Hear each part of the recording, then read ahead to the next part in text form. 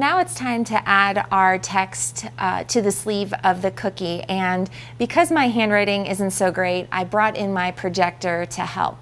So I've loaded this graphic that says warm winter wishes onto my USB drive, and that image is just projecting straight down onto the cookie so that it's almost like tracing when I go to pipe it. That graphic and also the thanks a latte are going to be templates found in your class materials. So let's get started with piping the text. I'm going to talk a little bit about tip size and also hand pressure so that you get the best results. I'm going to pipe the word winter first since I already have my number 2 tip on my icing bag. And because we're piping a larger word, we want a larger tip. So to get started, anytime I have really thin little areas of text, I'm going to use really light hand pressure.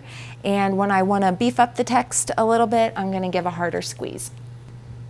So I'm just using really light hand pressure as I create that scroll on the W.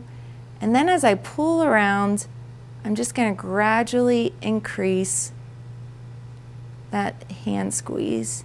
And then as I pull up, just a nice thin finish. Now I'm going to squeeze generously as I pull down again.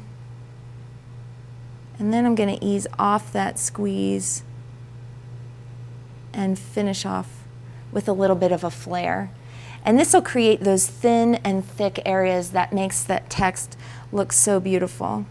So thin to start the eye, and then a really good squeeze pulling down. Now we're really just creating the illusion of cursive here. We're just overlapping these individual letters so that we don't get too many icing blobs. We don't want to add too much icing.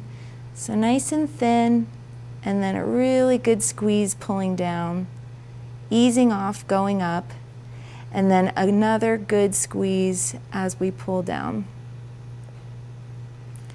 We're almost done. I'm just going to pipe through that E and then really ease off my hand pressure to create that cute loop in the R, and then finish with a little flare. Now all we need to do is dot our I and cross our T. And I like to cross my T with a little wiggle.